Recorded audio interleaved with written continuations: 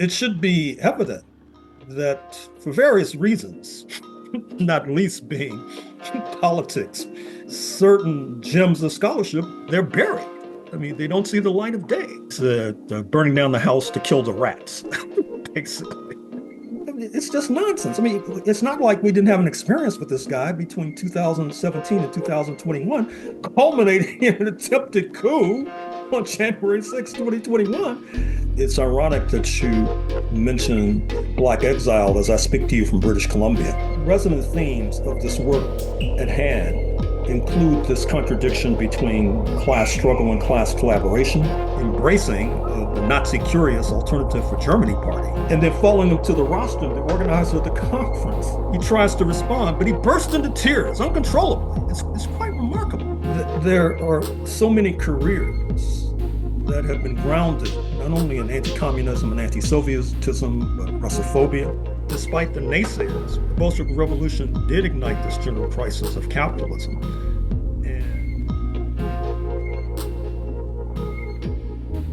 Okay, hello everyone. Welcome to De Facto. This is episode 18. I'm Anthony Ballas, and I'm once again joined by Dr. Gerald Horne, John Jay and Rebecca Moores, Chair of History and African American Studies at the University of Houston. Dr. Horne, thank you for joining me once again. Thanks for inviting me. Of course. And today we're going to be talking about your latest book, African Americans and a New History of the United States of America, which was compiled by Tionne Alliyah Parris. And so my first question about this book is really what the motivation was for compiling this book, and what to what does this new history refer in your title?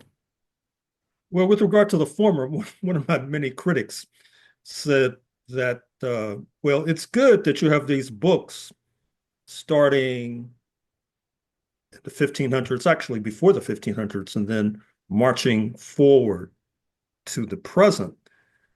But what you really need to do is have one volume that does the same thing. And say, okay, sounds like a good idea. So I decided to extract introductions and prefaces from various works stretching from the 1500s and before all the way up to the present. And that leads us to this current title, African Americans in a New History of the USA. Now, a new history, because I think the current histories are really lagging. I mean, I think that's one of the problems. It's one of the many reasons why we're facing such a crisis nowadays with these vandals who are sacking Washington, D.C., sacking the country with hardly an analysis of how and why we got to this point. Because, of course, many of our friends on the left, they have not advanced the discourse. They still cling tenaciously to this idea that 1776 was a great leap forward for humanity. Although, of course, if you ask them about, well, what about the indigenous losing their land, they sort of mumble and evade the question. Obviously, the creation of the United States was not a great leap forward for the indigenous. And given the fact that the number of enslaved Africans mushroomed from the thousands in 1776 to the millions by 1860, 1861, on the verge of the U.S. Civil War, with many of our friends on the left still clinging tenaciously to this idea that somehow 1776 carried the seeds of abolitionism. Well, if that's the case, I'd hate to see a pro-slavery revolt if this was an anti-slavery revolt. And I think that it's become difficult for many to draw upon the scads of scholarship over recent decades in indigenous history, in Black history. You would think that never happened. I mean, basically, it would be as if, and I've used this analogy and metaphor before, that biology teachers today would neglect the uncovering of DNA in the early 1950s, because if Darwin didn't uncover the DNA during his lifetime. Well, why should I pay any attention to it? Since Mhm. Darwin didn't pay attention to it, at least not in the literal sense. And so that's what has led me to this modest volume that we're now discussing. Well, to say call it a modest volume is maybe a bit of a misnomer, just because it does cover about 35 to 40 years of your scholarship and your deep historical and archival research. The earliest book represented in this current title is your book on Ben Davis, and your latest book represented, your most recent book is your book on the Black Panthers, which was just released last year, which we talked about on this podcast. However, the timeline, as you already mentioned, takes us all the way back to the 1500s, if not before. So, given this massive sort of historical narrative and this arc that you have endeavored to re-envision through your work, I want to ask you a little bit about your approach to historical research and historiography more generally. And so I just wanted to also mention David Wallstreicher has pointed out this grand narrative Mhm, counter-revolution that's present in your work. mhm. Eric McDuffie has written on what he calls the Horne thesis of history, having to do with anti-communism and white supremacy post-World War II. And Charisse Burdon-Stelly has written on what she has termed a Horne biographical method. And so these are three ways in which your work has sort of been received historiographically. And with this in mind, I kind of was curious to ask you what theories of history and historiography have been most influential in your approach to the archive and to this research, and whether those methods and your methods have changed as a result of your own scholarship through the decades, and any insights you might have on Well, that. definitely, my ideas have changed, or I would say evolved. And in a perverse way, I was fortunate to live through the collapse of the socialist count. Mhm. I say perverse because I don't consider that to be a great leap forward. I think it was a great leap backwards. But as I looked around in the late 1980s, early 1990s, and I noticed that many of my friends and comrades, they're all inspecting the carcass of the former Soviet Union, trying to ascertain what went wrong, which is a fair point. It's a fair autopsy. But I was more inclined, given what I already knew, since I'd lived through a good deal of the period leading up to 1989 and 1991, to ask what was driving the United States of America with regard to this maniacal obsession threatening to blow up the world unless the Soviet Union was disassembled, and at the same time, willing to cut this deal with China and pouring massive foreign direct investment into China after the Nixon-Kissinger entente of the early 1970s, taken to a new level by Jimmy Carter in 1978, 1979, with Deng Xiaoping's visit to the United States. I think he spent about 10 days here, including donning a cowboy hat in Houston, if I'm not mistaken. And so that drove me into paths that I might not have taken otherwise, particularly diverging from, as I said before, the then Marxist consensus that 1776 was a great leap forward for humanity. After the socialist camp collapsed and communist parties were unraveling, I saw no need, no reason to continue to adhere to those particular points of view because they did little to explain, as I said, the maniacal obsession of the United States of America, going so far as to commit a kind of, it's sort of a kind of murder-suicide pact. That is to say, murdering the Soviet Union and committing suicide with regard to this cockamamie deal with China, which of now the United States is busily trying to reverse. And it's going to have a hell of a time reversing. I mean, maybe they'll be able to do so. but it's going to be exceedingly difficult, to put it mildly. And so I think that 1989, 1991 was a turning point in terms of my own political evolution, was a turning point in terms of the way I looked at the world. Now, obviously, I've been deeply influenced by the socialist traditions, the Marxist traditions, the communist traditions, both domestically and transnationally. In my biography of Paul Robeson, I made the point that Robeson made. Robeson, who of course spent about 2 decades in exile in the UK, said that my fluency in Russian notwithstanding, and my sympathy for the Soviet Union notwithstanding, if you want to understand my political evolution, you should look at London. And I feel the same way, not only in terms of the Marxist thinkers coming out of London, Rajani Palm Dutt, D-U-T-T, Maurice Cornforth, Jack Waddis, W-O-D-D-I-S, William Pomeroy, who of course also had ties to the United States and Philippines, Claudia Jones, of course.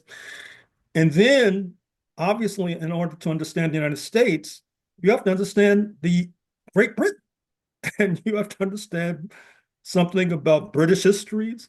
You have to understand something about English history, the conflict between England and Ireland, the conflict between England and Scotland, the relationship between England and Wales, for example. So it's that dual tradition that has shaped my trajectory. That is to say, one, having the perverse good fortune to live through 1989 to 1991 as the socialist camp was coming apart at the seams, and the other, as Robeson has suggested, being influenced by British thinkers. And of course, Kwame Nkrumah spent time in London. C.L.R. James spent time in London. I've spent a considerable amount of time in London. I'll probably be back there again for a good stretch in 2026. So those have been a part of the traditions that have influenced me. Oh, thank you for that. Very interesting. Now, I had a viewer write in a question to you about your scholarly practice. Mhm. Very interested in your citation, your frequent citation of dissertations, master's theses, and I'm wondering they were wondering if that was sort of a common practice, because they don't really run into that as much in their field, and I actually don't know what their field is, but that's just a curious uh, audience member would like you to comment on that if you can. Well, a lot of good scholarship does not wind up being published, sadly enough. Uh, I'm trying to think. Julian Scott. Yeah. Actually, he was from Duke, if I'm not mistaken. Did you talk about a common wind, right? Common Wind, exactly. You know, for a long time, that was a dissertation that was not published. And it wasn't published until late in his career, late in his life. And obviously, it's a marvelous piece of scholarship. And so it should be evident that for various reasons, not least being politics, uh, certain gems of scholarship, they're buried. I mean, they don't see the light of day uh, because they go against the scholarly consensus, for example, or whatever the cause, whatever the reason. Now, I'm trying to think. I think other scholars quote master's theses and dissertations. I mean, I hadn't thought about that question, so I don't think I'm singular in that regard. Uh, I mean, you look for intelligence wherever you can find it. And just because it's published, or just because it's not published, that shouldn't bar you from seeking out the intelligence that an author can bring to a project. Oh, great. Thank you for that. And I'm sure our listener will be very interested to hear that reflection. Um, Going back to the present book here, in the introduction to this volume, you write that you are revisioning the history of African Americans, and you also gesture toward how this revisioning gives us, and you already sort of mentioned this, helps give rise to new approaches in the struggle for a socialist United States. And there are a number of parallels between African American history and socialist and progressive struggles in the US and beyond that you comment on in this text and in all of your texts. And I'd like you to just comment or expand a bit on some of these parallels. And we'll take them one at a time. I won't throw them all at you at once. But the first would be, um, let me ask it this way. Who is Judah P. Benjamin? And why do you draw this connection between him in the 19th century and the routing of progressive black politicians such as Cori Bush and Jamal Bowman in the 21st century? So Judah P. Benjamin had a reputation as being the brains of the Confederacy. He was Jewish. He spent a good deal of his youth in Charleston, South Carolina, although, as I recall, he was born in the Caribbean. It's in one of my books, so anybody want to check that. But he became a well-known and celebrated Louisiana politician. And of course, he happened to be Jewish.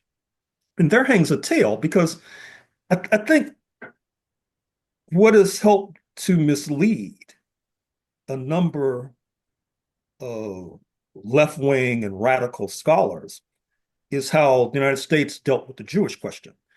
That is to say, they took the position that because, from their point of view, anti-Jewish fervor was not as strong in the Republic in the United States as it was in Europe, ipso facto, that meant that the United States was a great leap forward from monarchy and from Europe, for example. They tended to accept the maunderings of Thomas Jefferson and James Madison and these other characters. But because they did not put the United States in the context of settler colonialism and the need of a settler colonial state like the United States to expand the boundaries of the construction of whiteness, because they were faced with these formidable challenges of subduing oftentimes militant Native American nations, not to mention thousands, hundreds of thousands of disgruntled Africans, that they needed every person who could be defined as white that they could muster up. And that also included David Yulee, Yulee, who was a Jewish senator, a senator who happened to be Jewish, I should say, from Florida. In fact, I oftentimes mention the point that perhaps the top running back in the NFL, Derrick Henry, who lives in the offseason in Dallas, the Cowboys should have signed him, but of course signed with Baltimore. He's from Yulee, Florida, for example. And so you had a number of prominent Jewish folk who played a key role, not only in the Confederacy, which I'm now alluding to, but also, of course, north of the Mason-Dixon line as well. And I think that wrong-footed many of the leftists. Now, interestingly, at some point, a person, a scholar, will go back and look at Harold Cruz's book, Crisis of the Negro Intellectual, which I think in many ways is rather simplistic. He's trying to make a point similar to what I'm making with regard to the relationship between Jewish Americans and Black Americans. But even though he had a faculty position at the University of Michigan, he didn't do enough research to make the point. I mean, he should have he didn't have to do primary research. He could have just looked at a number of secondary sources. But he was onto something in terms of the ham-fisted way the US left has dealt with the Jewish question, which now is exploding because obviously the Trump administration is taking the question of Israel, taking the question of anti-Jewish fervor, and using it to club the US left, to mangle constitutional liberties by deporting this Palestinian rights activist from Colombia, sending him hundreds of miles away from New York to Louisiana and trying to deport him back to his homeland, and putting what the recently retired Columbia law professor Kathleen Franke called a ransom note, where the Trump regime hands to Columbia, you need to put this department in academic receivership, basically, or a program, the program at the School of International and Public Affairs at Columbia. I think it's called Middle East, South Asian, and African Studies, something like that. And obviously, I'm not sure if the US left, which still acts like, this is 1935, you haven't had the formation of the state of Israel, and you haven't had these analyses of the state of Israel that posits it as a settler colonial regime. They haven't updated their historical analysis, which makes it difficult for them to understand and even to comment upon how did we get to this point where the right-wing sector of the ruling class is using Israel and anti-Palestinian fervor as a club, not only against progressive activism, but I think the vandals in Washington, it doesn't take an oracle, a soothsayer, to think that their long-term goal might be to destabilize higher education altogether. I mean, that's where they seem to be heading, because they see higher education, as Mr. Trump oftentimes says, as a hotbed of radical left lunatics, to use his popular phrase. And they're willing to burn down the house to roast the pig, or as one of my characters, I think it was in my book on DC, when he was talking about disassembling Washington, he said, burning down the house to kill the rats, basically.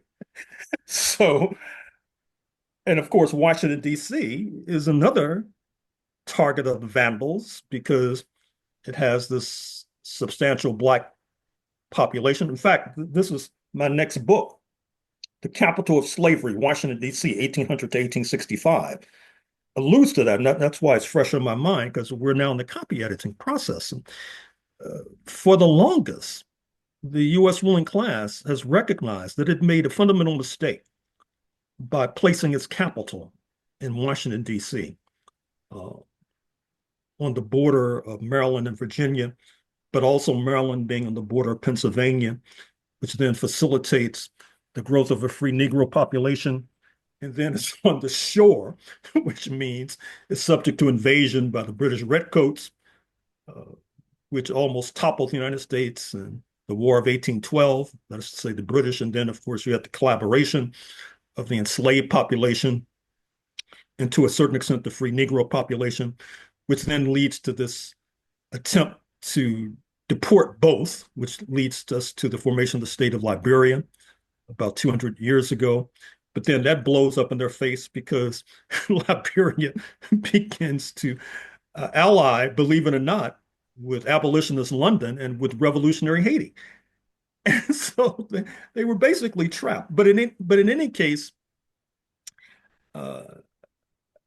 Judah P. Benjamin, to come back to the thread, is a very illuminating and illustrative character, being a prominent Jewish man who, to be sure, was subjected to anti-Semitism, but to be sure, rose to the highest levels of the Confederate States of America. Then, of course, after the Confederacy lost, he went into exile and never faced prosecution for his many crimes.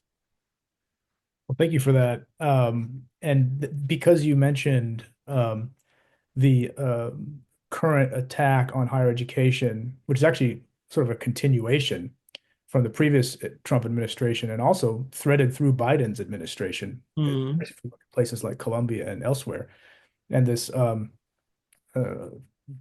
disturbing attempt to deport Mahmoud Khalil. I want to ask you because your scholarship deals so much with the Cold War period and the period of Red Scare and the period of the Black Scare in its various iterations in the 20th century that we have now um, at Yale Law School, Dugagi or mhm, Dutagi, excuse me, uh, who was suspended based because of an article that was written in some sort of AI generated news cycle of some mhm, kind, which I'm still a little confused about. Perhaps that's the point. Um, we also have Columbia revoking diplomas or threatening to, suspending and expelling students. And that includes the student Grant Minor, who is the president of the Student Workers of Columbia United Auto Workers, mhm. who was just suspended a day before contract negotiations Right, right. scheduled to begin. And I wonder if that confluence of things, I don't know, localized at Columbia, but I think it's obviously this wider trend not only of Trump's attack on higher education, attempt to gut the Department of Education, but also the capitulation of these institutions to that sort of party line.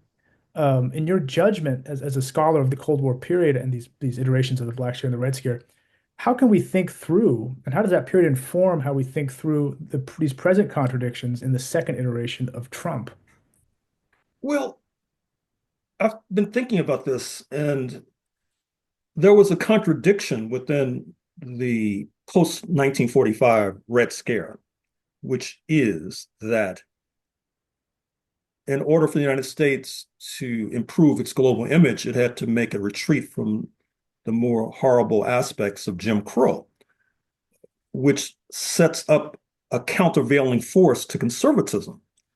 Uh, because, of course, it was during that period that people like myself were able to get higher education and then try to use our education to advance the struggle, for example. So there was this built-in contradiction with regard to the Red Scare heading in one direction and the Black Liberation Movement heading in a contrasting direction.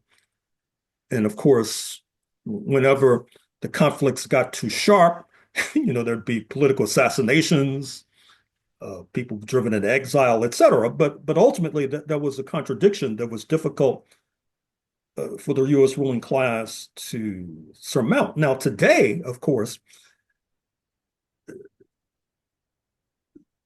with regard to the Black Liberation Movement, what's happening is that that movement domestically is in the crosshairs. I mean, that's the import of the attack on so-called wokeness, so-called critical race theory, diversity, equity, and inclusion, for example. As a matter of fact, the way the right wing has constructed reality is that whenever a Black person or any group that's Black adjacent, to use that phrase, gets a position, it's illegitimate because they got the position because of DEI, and DEI is illegitimate. So it's a backdoor way to return to Jim Crow. And so, in other words, if the initial Red Scare or the Red Scare following in 1945 uh, had within it seeds of contradiction insofar as it was leading, what it contributed in a perverse manner to the undermining of the horrific and egregious aspects of Jim Crow. Today, I'm afraid to say, we're more behind the eight ball to that degree because the Black Liberation Movement is in the crosshairs. And in fact, uh, part of this one of the points that leaps out of this book before us is that settler colonialism, the system under which we labor, is undergirded and underpinned by class collaboration amongst settlers of different class backgrounds. And of course, it stretches back to what I talk about in the first chapter, the invasion of what they call North Carolina in the 1580s, actually, where you're sitting, where it was a heterogeneous mixture of invaders, all sponsored by the 1%, but all with a common goal of uprooting the indigenous, and with a little bit of luck and a lot of pluck, being able to drag Africans kicking and screaming across the Atlantic to work for free for their mutual enrichment. And today, you still have that class collaboration. I mean, that's really an explanation for the 77 million strong vote for Mr. Trump in November 2024. It would be imprecise mathematically, as I've said a number of times, to say that the 77 million are all from the 1% in a country of 335 million. The numbers don't work. And so the class collaboration today, to bring it full circle, is that the middle class and working class base, settler descendant base, they feel that with the undermining of DEI, et cetera, that this will put them in an advantageous position to get jobs and posts that they might not otherwise have gotten. That's what they're thinking. And then for the 1%, they get tax cuts. And also, what hasn't gotten sufficient publicity is that with the vandalizing taking place in Washington, what's happening is that workers are being tossed overboard, but supposedly the jobs, their duties, are going to remain, like with the Veterans Administration, for example. And so what's going to happen is that contractors will be hired to do those jobs. These are major firms, for example. And so the workers are tossed overboard, and then those higher up in the class ladder come in and clean up. That's basically part of what's happening. And that's why the class collaboration, ultimately, it's sort of boomerangs, because unless some of these fired workers can start a consulting firm, become a federal contractor, get a multi-million-dollar contract, they're going to be out in the cold, basically. And so with regard to this book, I think that it does, I believe, help to shed light on the current crisis, particularly with the way I try to thread class collaboration throughout the history of this settler regime.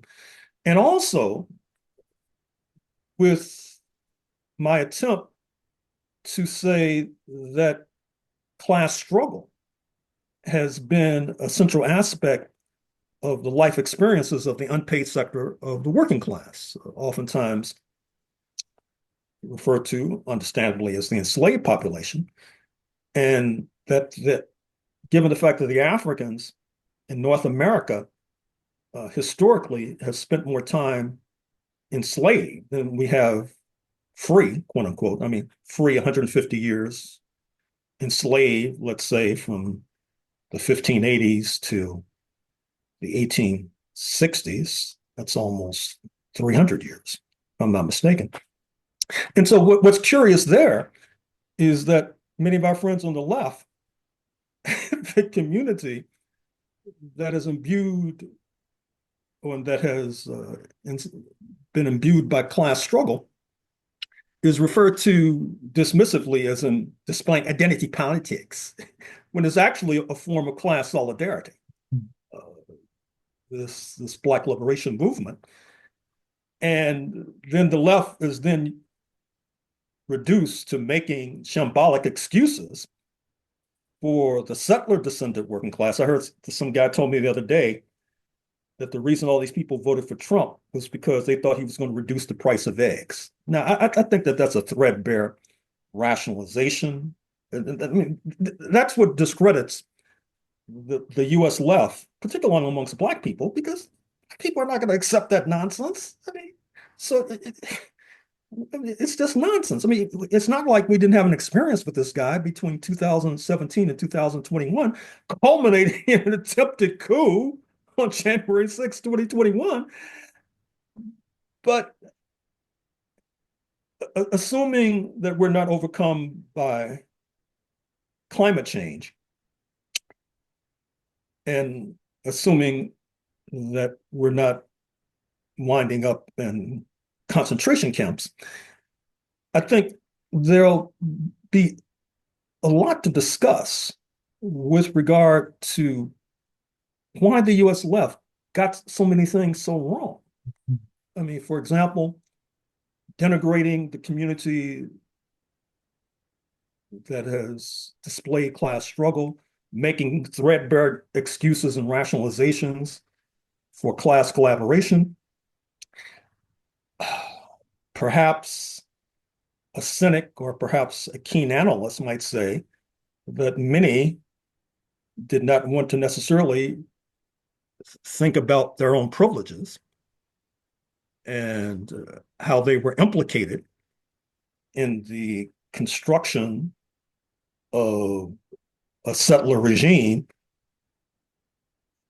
founded on and based on a towering mountain of indigenous cadavers, for example. Yeah, which you explore in several of your books in great detail, including Counter-Revolution of 1836 and The Apocalypse of Settler Colonialism, among others. Your analysis just reminded me of this quote from the preface of your book on Shirley Graham Du Bois. And if I'm not mistaken, I think you are as yet the only writer to pen a biography of Shirley Graham Du Bois. I could be mistaken on that, but I can't seem to find any other biographical work on her. In any case, this point that you make here is rather interesting.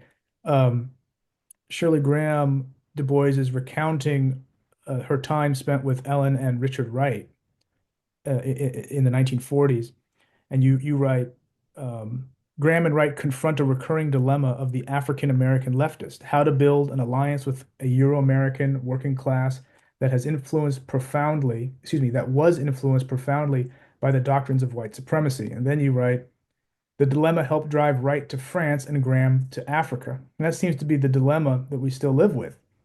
The options are rather limited in terms of forging an alliance, especially in the political climate that we currently find ourselves in. And if without understanding, and then so the option becomes what? Something like exile. Um, and without the historical analysis, the work provided by the kind of work that you've produced to really understand the roots of the Trump movement and the MAGA movement more generally, I think we're going to be stuck in this dilemma that uh, Shirley Graham is writing about and commenting on in the 1940s. In any case, that was just something that your analysis reminded me of from this book. Um, let's talk about another parallel here that you draw between Denmark Vesey and Ferdinand Smith. And I don't know if a lot of people out there listening have heard of Ferdinand Smith, but you do write a book on Ferdinand Smith. And it's really about Ferdinand Smith and seafaring and Caribbean radicalism in the 18th, 19th, and 20th centuries. And I want to ask you what role seafaring had on African American and socialist history. Who was Ferdinand Smith? And what was the significance of the National Maritime Union? Well, first of all, to comment on your first point, it's ironic that you mention Black exile as I speak to you from British Columbia. And it's even more ironic in light of the fact that one of the projects I'm working on, since I'm working on it, it's probably self-serving to say that I find it fascinating. Because if I didn't, I probably would work on it.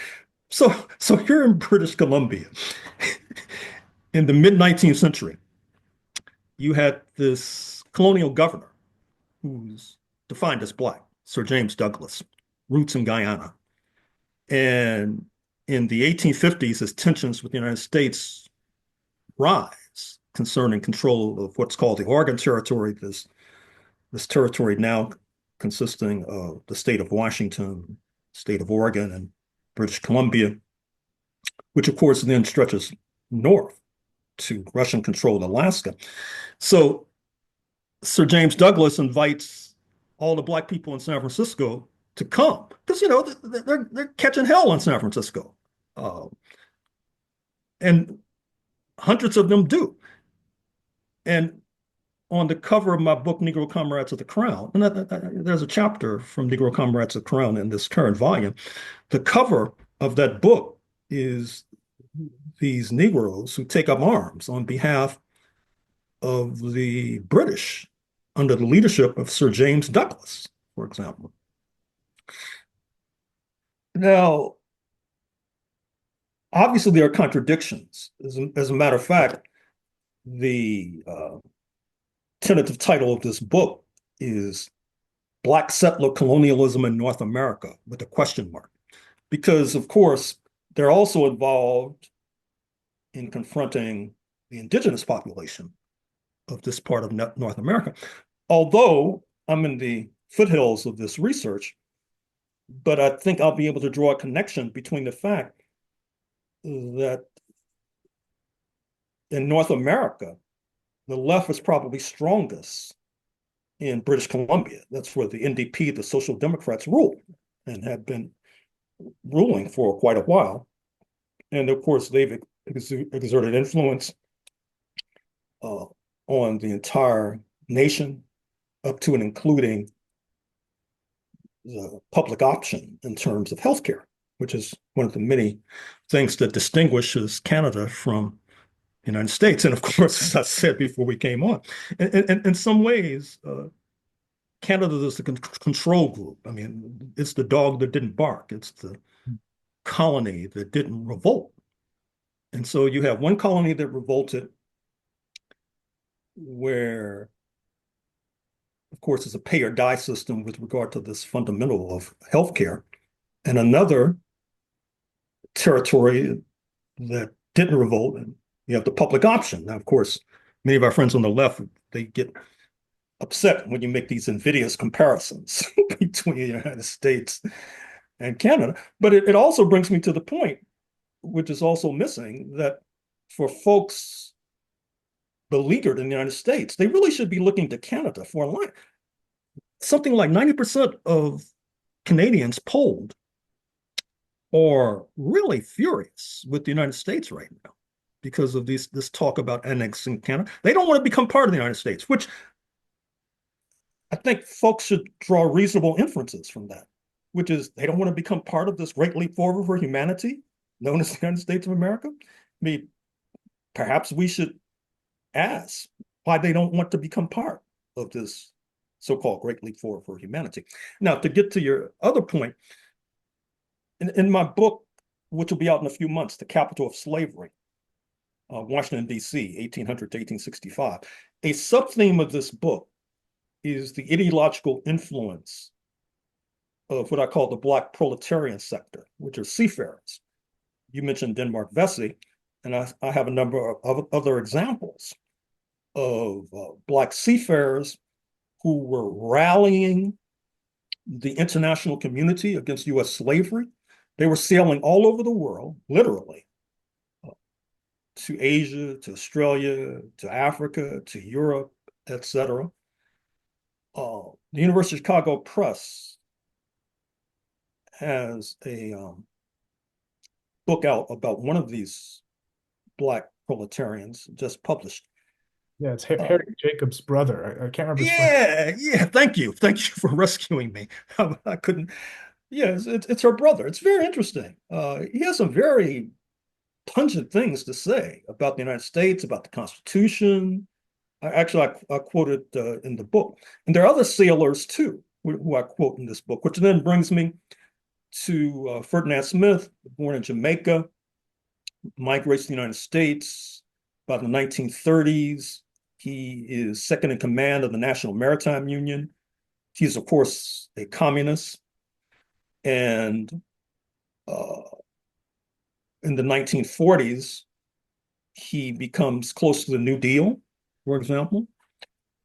From his, of course, he's intimately involved in the organizing of the CIO, the Congress of Industrial Organizations, which was sort of the left-wing alternative before it's swallowed up by its competitor and rival, the American Federation of Labor, which tended to organize amongst skilled crafts. I mean, it would be as if on a campus, the unions would only organize professors and would not organize the cafeteria workers, for example. The CIO would tend to do the latter and try to organize everyone into one federation, for example. But alas, with the Red Scare, he comes under assault as his union comes under assault. And his union, which was once a powerful union, also in concert with International Longshore and Warehouse Union, which organizes dockers along the Pacific coast under the leadership of Harry Bridges, well born in Melbourne, Australia. Fortunately, US scholars have noticed this anomaly that on the East Coast of the United States, the dockers tended to be under the influence of organized crime. On the West Coast, they tend to be under the influence of communists. A Michigan sociologist, I believe his name is Howard Kimmeldorf, did a book called Reds or Rackets, something to that effect, where he examines that contradiction. But in any case, Ferdinand Smith is ousted from the United States of America, goes back to Jamaica, and becomes involved in the independence movement in Jamaica as Jamaica surges to independence in 1962. But in some ways, it's a tragic story, not just for Ferdinand Smith, but I would say for Black Americans, because the plight of Ferdinand Smith represents that contradiction. That is to say, on the one hand, during the 1950s, a retreat from the more egregious aspects of Jim Crow. On the other hand, a bludgeoning of left-wing trade unionists, which leads to this contradiction where people gain the right to eat at a restaurant, but because of the bludgeoning of unions, they don't have the wherewithal to pay the bill, which is, in a sense, the right wing of the ruling class says, okay, we'll resolve that contradiction. We'll bludgeon you down even further, which is where we stand today. Mm-hmm. Yeah, thank you for that. That's very interesting. An often underexplored aspect of your work is seafaring. You have several books where you take to the high seas to explain these phenomena, including blackbirding and Mm-hmm. Shanghaiing, which is a Mm-hmm. term that is used to a similar Mm-hmm. phenomenon. Um, my next question, and I know we're running short on time here, so I only have two more questions for you. Um, you describe the Bolshevik Revolution of 1917 as in many ways a sequel. This is a quote, in many ways a sequel to the Haitian Revolution of the previous era. Uh, can you talk a little bit about what you mean by sequel here and how these historical events that are from different centuries, different hemispheres even, nonetheless are connected either politically, economically, ideologically, or otherwise? Well, point number one is that resonant themes of this work at hand include this contradiction between class struggle and class collaboration in terms of understanding the United States of America. Another is the transition from religion to race to class. Religion, insofar as the conflicts with Catholics and Protestants, leading to the rise of London as it wrongfoots his Catholic Majesty, who oftentimes had religion as a marker for being a settler. The scrappy underdogs in London, there are not enough Protestants to go around in terms of joining the colonial feast. And so improvisationally, they move to whiteness, construction of whiteness. And of course, there's a flourishing literature on whiteness that I try to both draw upon and build upon, meaning that those who had been warring, and I alluded to this previously, English versus Irish, English versus Scots, English versus Welsh, and then British versus German, German versus Pole, Pole versus Russian, Serb versus Croat, and so on. They all adopt this identity politics of whiteness once they cross the Atlantic, as they're rebranded. Just like in Damascus, you see Al Qaeda and ISIS being rebranded now, uh, as the European Union in particular tries to rationalize the recent change of regime there. So in any case, the religion project then flows into the race project, which then suffers a staggering blow with the Haitian Revolution, 1791 to 1804. And as a footnote, I would say that all on the US left need to think soberly about why it took C.L.R. James to write the Black Jacobins. I mean, Marx lived, he was born in 1818. I mean, he could have paid more attention to the Haitian Revolution. Tom Paine, the hero of 1776, he could have paid more attention to the Haitian Revolution, this revolt of the unpaid sector of the working class, which leads to a general crisis of the entire slave system, which could only be resolved with its collapse. That's a theme of the book at hand. It's a theme of my book, Confronting Black Jacobins, the chapter of which is in the book at hand.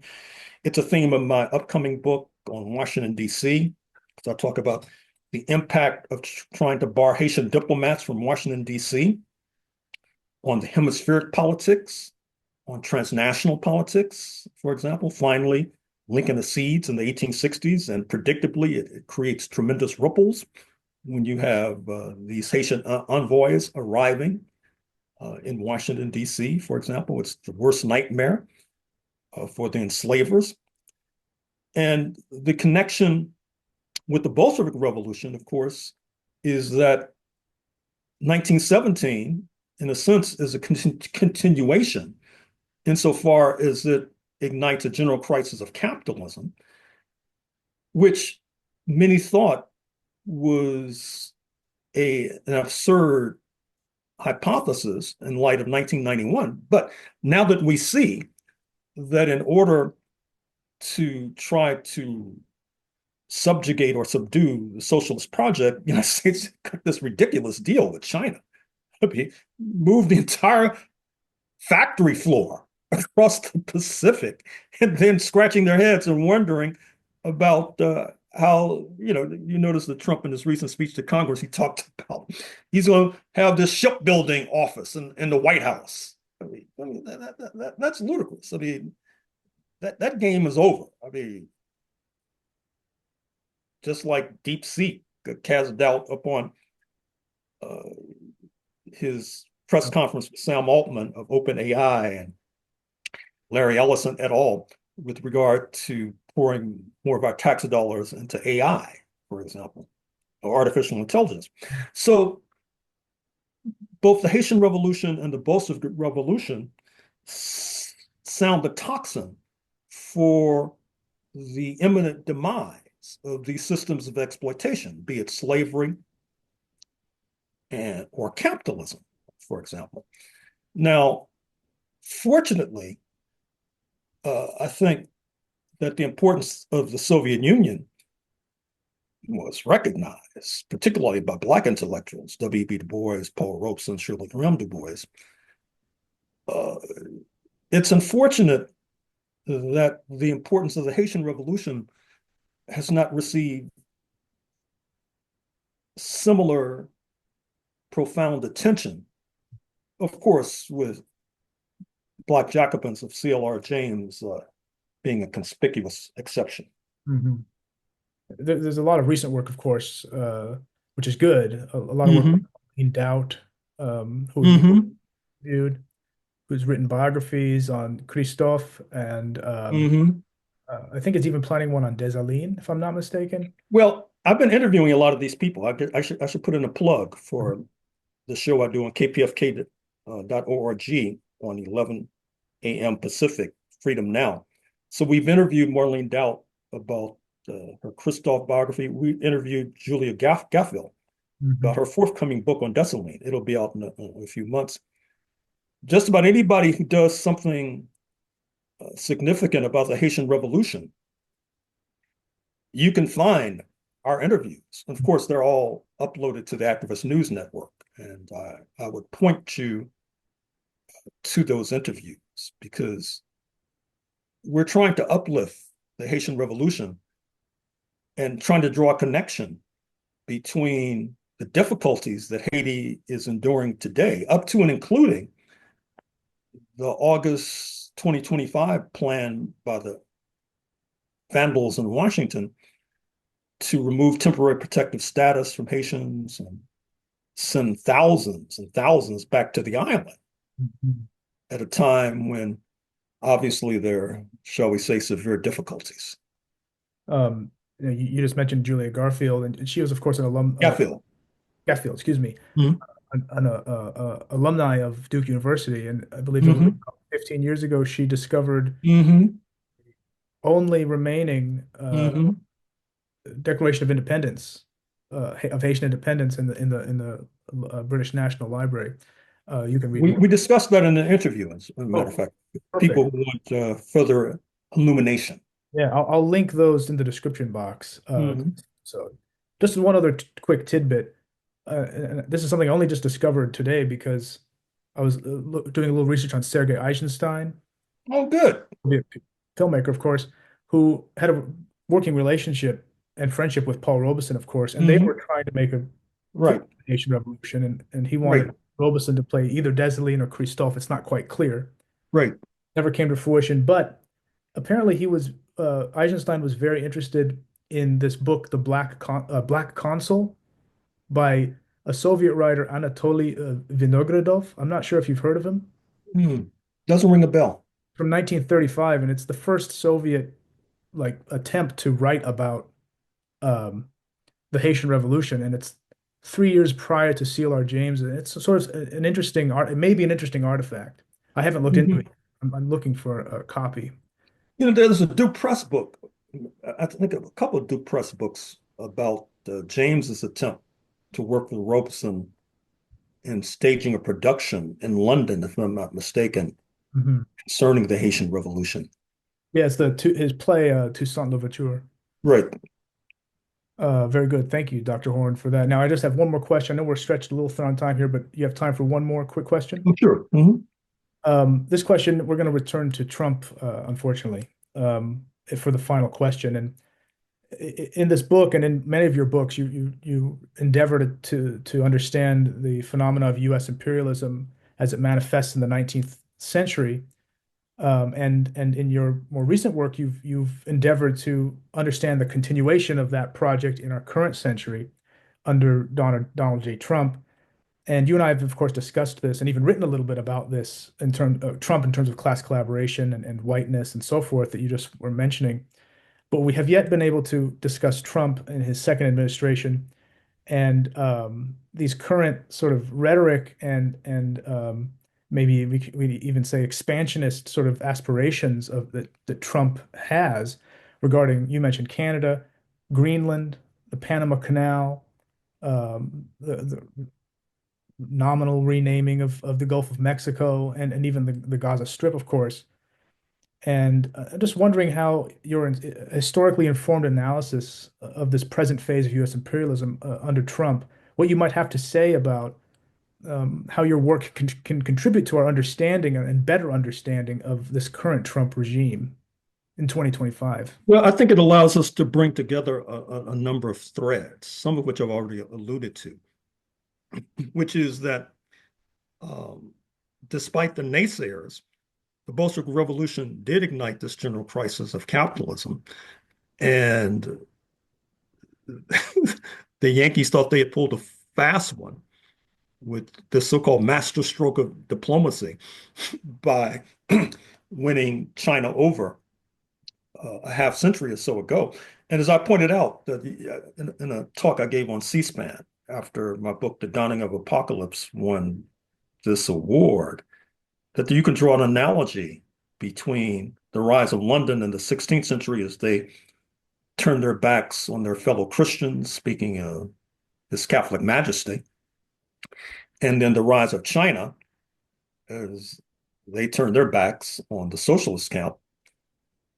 And so Trump, in my opinion, is really trying to respond to US imperialism in crisis and China in the passing lane as a direct outgrowth of the Nixon-Kissinger entente, Mm.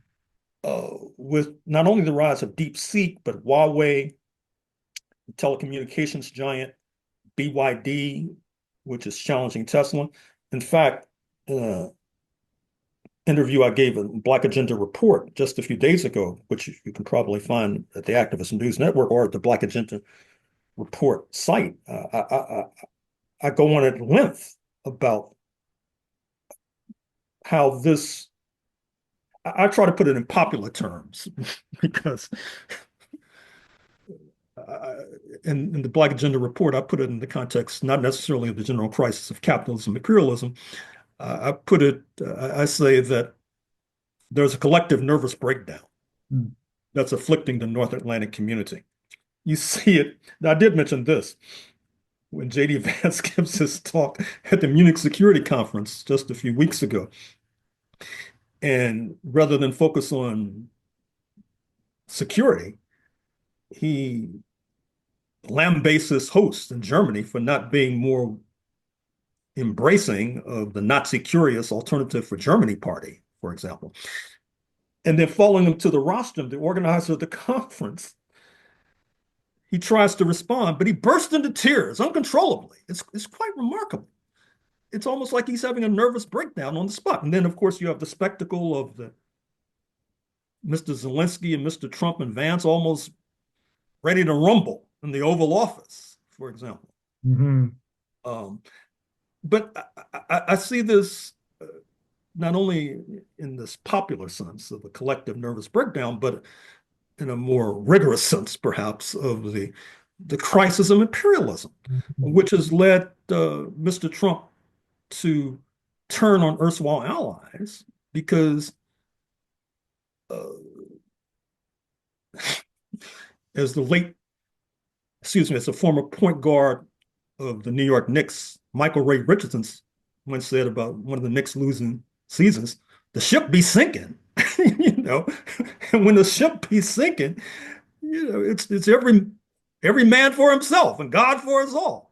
And so Trump says, okay, we're going to loot Canada, we're going to loot Denmark and Greenland and loot Panama and uh, turn the U.S. back against NATO. But it's all a reflection of the fact of U.S. imperialism finding it difficult to compete effectively, not only with China, but their comrades in the BRICS, Brazil, Russia, India, China, South Africa, and other states too numerous to mention who are being co-opted on a regular basis, including Nigeria, Cuba, Ethiopia, Egypt, Iran, UAE, Indonesia, etc., with probably Algeria next up at bat.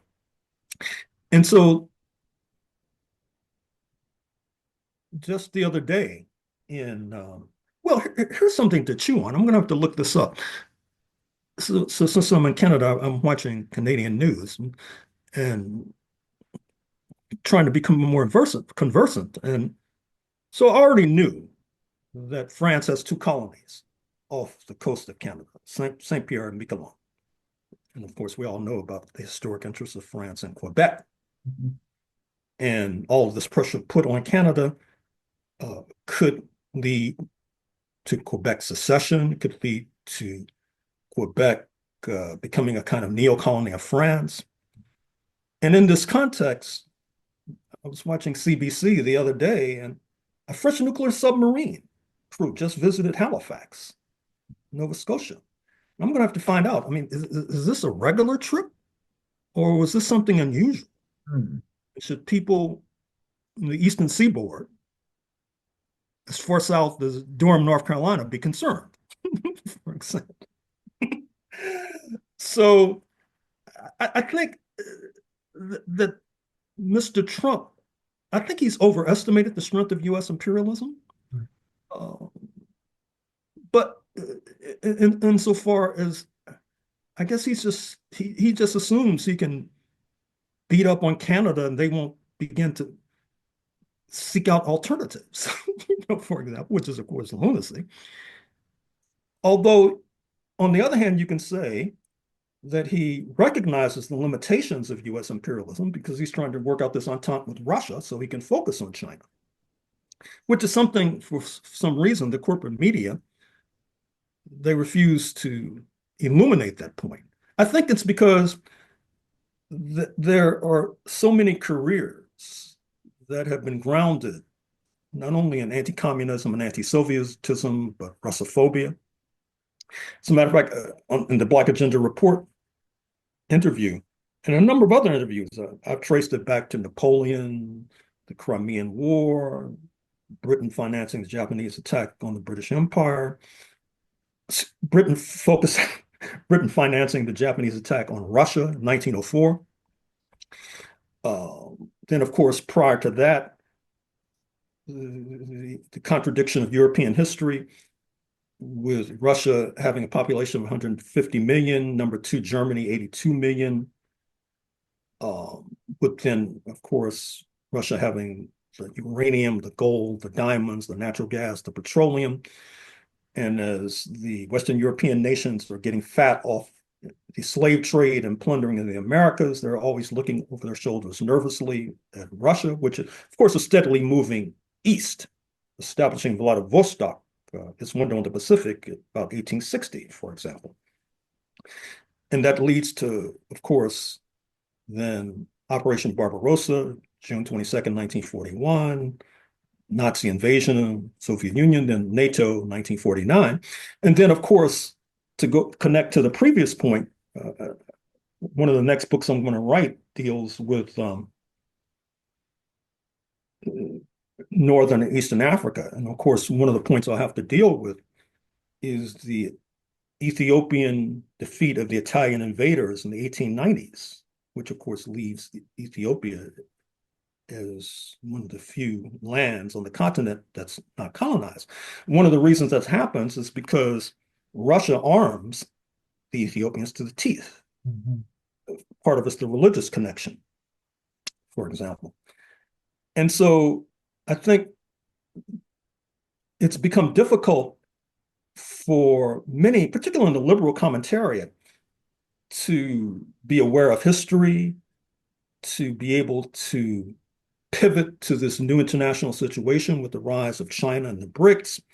The Democrats are handicapped because of what we've already alluded to and is discussed in the book, which is that the trade-off of the retreat from Jim Crow is throwing overboard Black internationalists, and the Black community flocks into the Democratic Party, but without an internationalist core, which means the hawks in the Democratic Party are enhanced, leading to, or contributing to, I should say, the Truman fiasco in the Korean Peninsula, 1950 to 1953, Johnson in Indochina, the 1960s, the Carter deal with Deng Xiaoping in the 1970s, Bill Clinton bombing the Balkans, Obama, and the catastrophe in Libya, for example.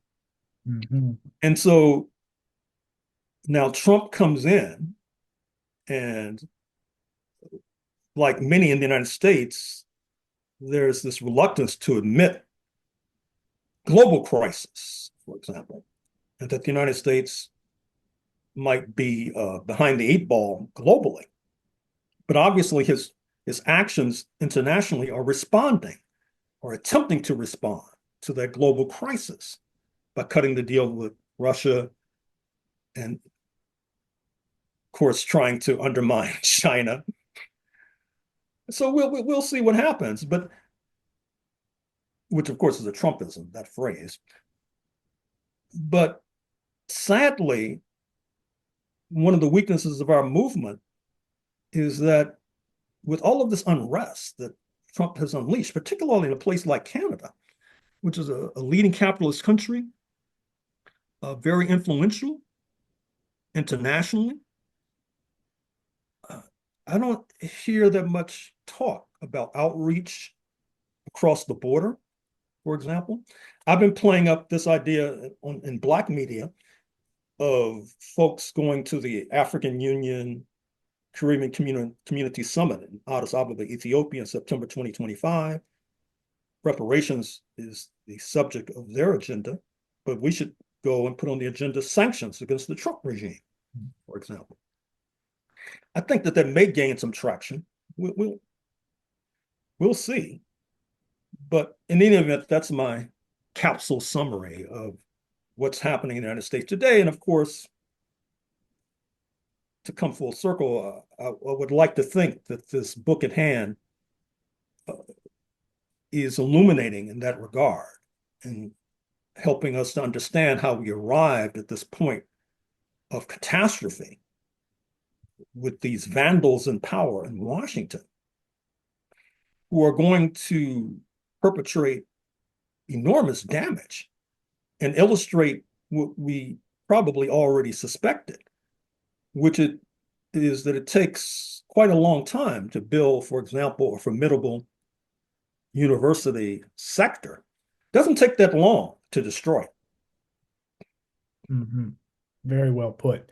Well, thank you so much for that excellent analysis and for allowing us to go a little over time here.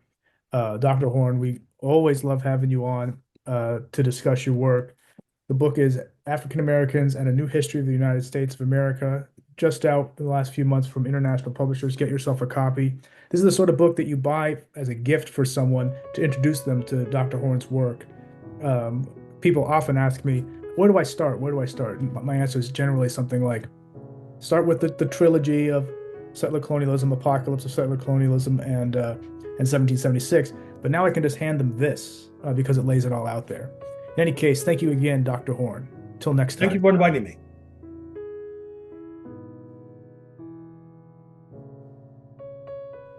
I mean, actually, it's relevant to our discussion because I've noticed that some of these people on the left, whenever a person like myself says that I like living in Canada more than the United States, they get upset. I mean, I don't know why. I mean, first of all, it's not singular. I mean, part of my historical project is about these Black Americans from San Francisco who moved en masse in the 1850s to British Columbia at a time of sharp conflict between the United States and London, and then wound up taking up arms. Of course, there are pictures on the cover of my book, Negro Comrades of the Crown.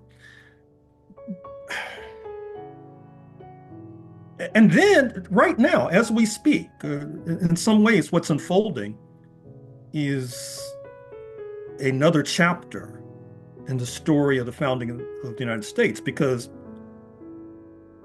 90% of Canadians, according to polls, say they don't want to join the United States.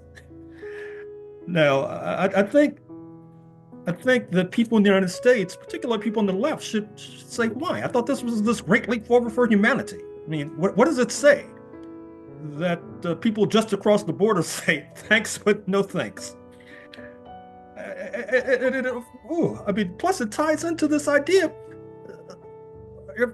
of people just sort of being taken for a loop, totally shocked and surprised by this Trump turn, this vandalizing of the US government.